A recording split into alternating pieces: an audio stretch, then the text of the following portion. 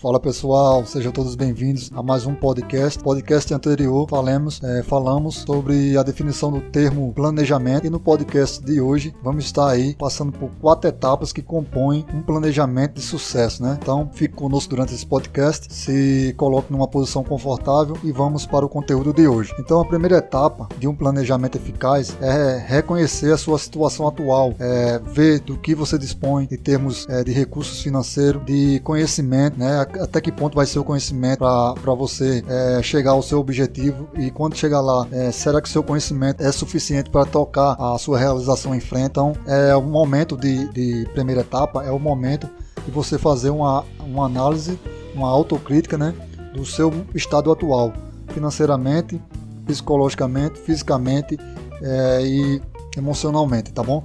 Para que você venha ter certeza que você está apto a lidar com o cliente, lidar com os problemas da oficina, lidar com os momentos adversos que vão surgir durante sua profissão que você irá exercer de mecânico, e até mesmo de mecânico e ao mesmo tempo empresário, né? Porque a maioria dos mecânicos que têm suas oficinas, eles desempenham 2 papéis: o papel de um profissional da área da mecânica, realizando consertos, e também como empresário, administrando aquele determinado setor, né? Determinada categoria da sua oficina, que é o termo administrativo, e envolve ali o recebimento de mercadoria, pedidos, compra, faturamento e toda essa parte aí burocrática que envolve a parte do gerenciamento de uma oficina. Então o mecânico, muitas das vezes, ele exerce essas 2 profissões. Então com isso, não é fácil. Então você tem que ter com certeza uma autocrítica de si mesmo, para saber se você está apto para desenvolver essa atividade que não é fácil. Por esse motivo, muitos têm parado no meio do caminho por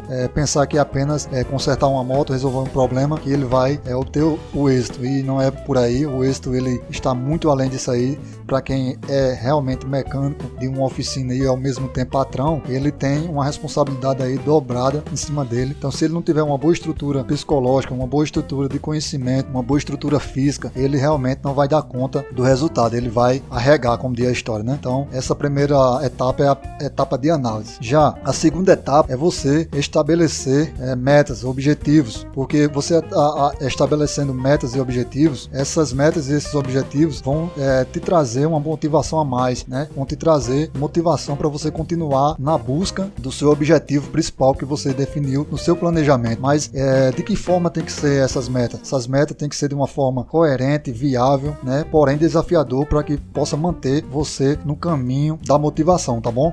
E deve ser também clara e explícita. Todas essas metas e esses objetivos têm que estar de forma clara e explícita, para que todos que vejam as suas metas e seus objetivos possam acreditar naquelas metas que você predefiniu durante a etapa 2, que é a etapa de estabelecer metas, né? Então a meta, ela pode ser entendida de várias formas, né? Ela tem que propiciar uma situação de motivação e encorajamento constante, para que ela não venha morrer, né? Então se você tem na sua oficina já, isso eu estou falando aqui por causa de a pessoa que já tem oficina, né? Para você que já tem oficina, você pode estabelecer metas também. Essas metas elas são para pessoas que estão com o objetivo de conseguir a sua primeira oficina, de ter o seu próprio negócio, como elas são também para pessoas que já têm. Então é voltada para todas as áreas que abrangem metas e objetivos, tá bom? Então se você já tem uma oficina, você pode estabelecer objetivos como cadastrar 10 clientes no dia, né? E durante esse cadastro você vai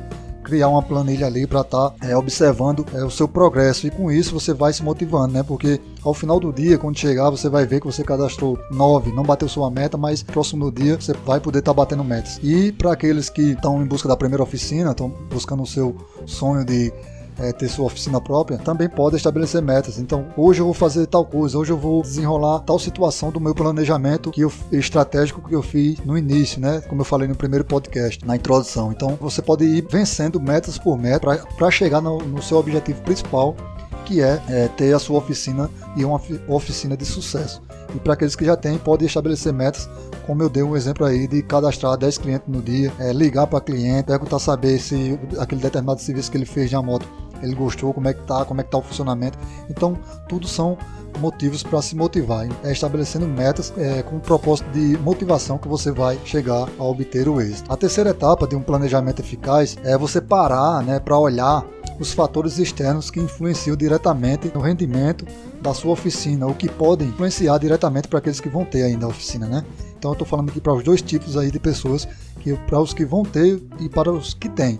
Então a terceira etapa de análise externa, para olhar o que está de fora, da parte de fora do seu alcance, né, que pode influenciar de uma maneira no seu rendimento, ou seja, localização da sua futura oficina ou localização da sua oficina atual, se ela está em um local de acesso fácil, se é um local onde tem um tráfego diário de motocicletas, de pessoas, se é num centro comercial. Então tudo isso aí são fatores externos que influenciam diretamente na obtenção de recursos da sua oficina, na renda da sua oficina. Então você tem que olhar para esses fatores externos.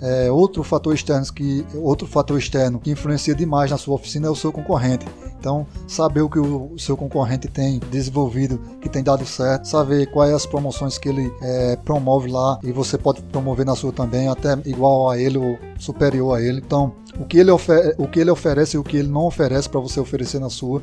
Então, são fatores que fazem total diferença. Isso é independente do tamanho da sua oficina, se ela é pequena, se ela é grande. Fatores determinantes são pequenas coisas que, às vezes, as grandes oficinas, por estarem lotadas e só visarem muitas vezes o lucro, elas não conseguem ver pequenas coisas que poderiam fazer total diferença. Então você, como um menor concorrente, você deve justamente pegar esses pequenos pontos que podem fazer diferença para o seu cliente ou o cliente em potencial escolher a sua oficina e não a oficina do seu concorrente, que é maior do que a sua. Então são esses fatores que fazem total diferença na hora de você ter uma oficina promissora, uma oficina de sucesso, como a gente tem abordado aqui durante esses podcasts. A quarta e última etapa, um plano de ação, né? Você já avaliou quais são os pontos que você deve observar, definindo nessas etapas, como eu acabei de falar. Então agora é hora de você definir o plano de ação, porque não adianta você saber e não agir. Então crie um plano de ação para dia após dia você colocar esse plano de ação definido nessas 4 etapas que influenciam diretamente no rendimento da sua oficina. É só você pegar essa base e você fazer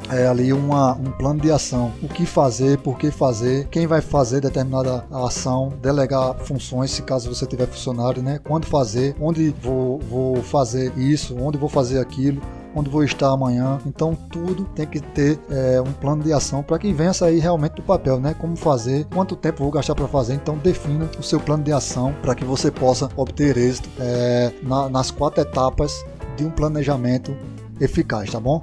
Então esse foi o podcast de hoje, espero que vocês tenham gostado. Fique conosco também nos próximos podcasts, que eu tenho certeza que no final de todos os podcasts vocês terão a clareza do que é uma oficina lucrativa e promissora e de sucesso, tá bom? Então, vou ficando por aqui.